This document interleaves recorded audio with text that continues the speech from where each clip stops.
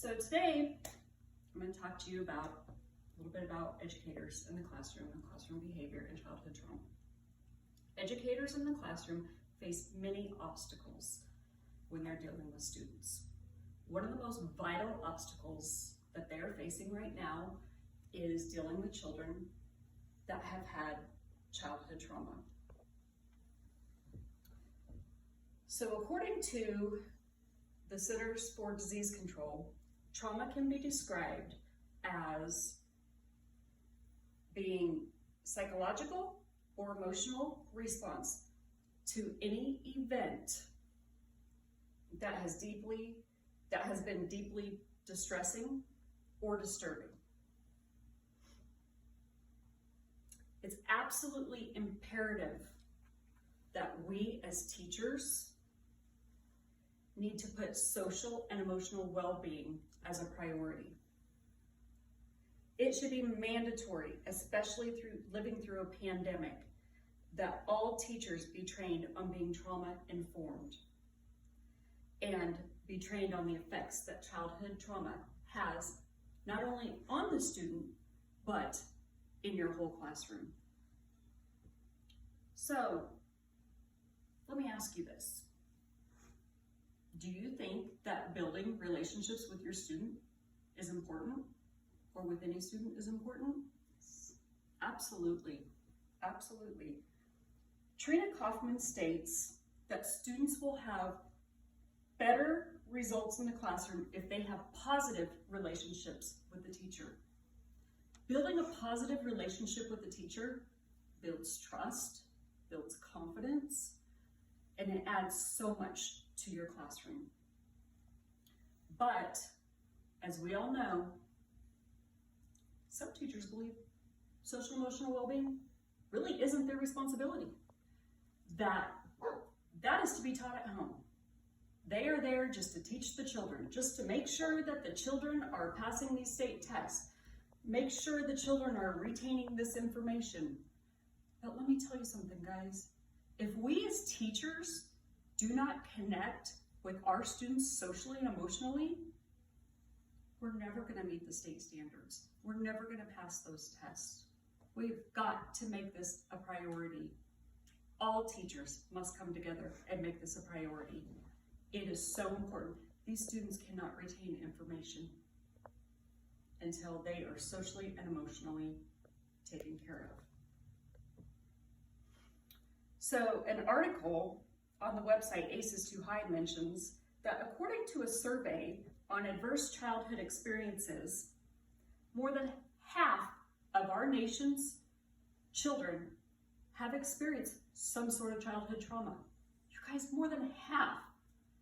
It is us, teachers, it is our responsibility to take care of these children. Think about your classroom. You have 30 students in a classroom.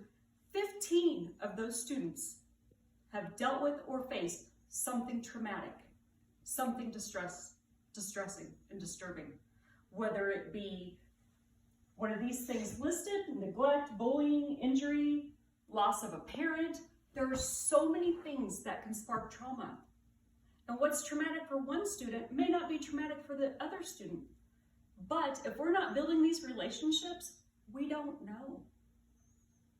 It has to be a priority. We have got to make social and emotional well-being a top priority. So think to yourself, what effects do you think that childhood trauma could have in the classroom? You know, some teachers have students that come in and they've already been labeled. They're a bad kid, or they're a lazy kid, or they're just defiant because they're just a jerk. But I promise you, every one of those kids that you are labeling, I promise you, they have a story. They have a story. They are important. So, students don't know how to regulate their own behavior. That part of their brain has not matured yet. So it doesn't matter if you are the best teacher on the planet, if you have the best curriculum in the planet, none of that even matters right now until we take care of social and emotional well-being. These kids are in fight or flight mode. These kids cannot absorb any information academically until they feel safe and comfortable. And we have got to, as teachers, build relationships with these students, even the tough ones, even the ones that are hard to love. Those are the ones that need loved just a little bit harder. You know, students may seem to be intentionally acting out and disruptive. They may seem to be disinterested in the lessons, not really care if they're there or not. Who cares? Education isn't a priority. It's because they're in survival mode. We don't know what's happening at home. We don't know that they didn't eat that day.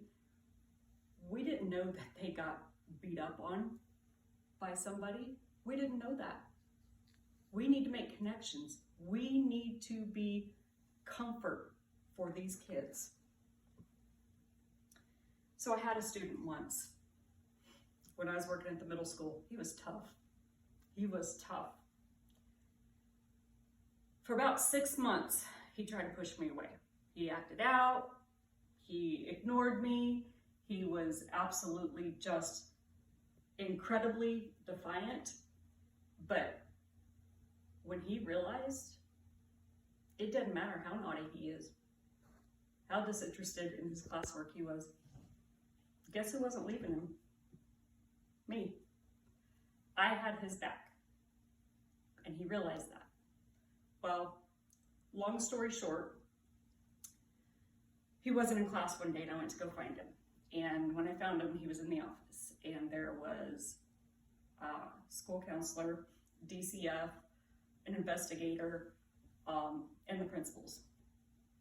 He had been taken out of his home because of abuse and neglect.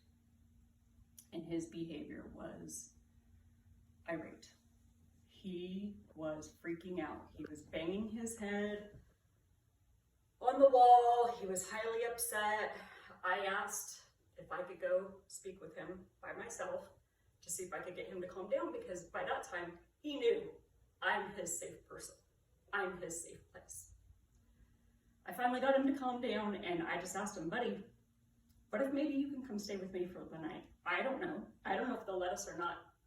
And he stopped all of his behavior in that instant and looked at me and said, I'll go with you, but I'm not going with anybody else. So, when I went to go tell the investigators were like, well, who are you? He has refused everybody. And I said, you know what? We have a relationship. And he knows. He knows no matter what, I have his back.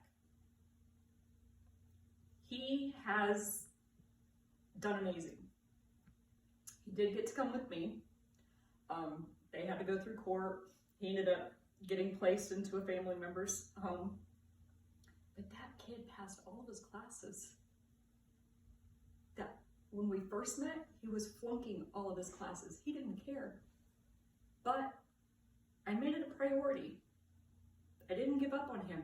I learned how to do some dumb dance that he would do in the middle of the class to get in trouble. So you know what I did? I just said, well, I'm gonna learn this dance. And after class, we'll have a dance off. And after that day, that's when our relationship started building.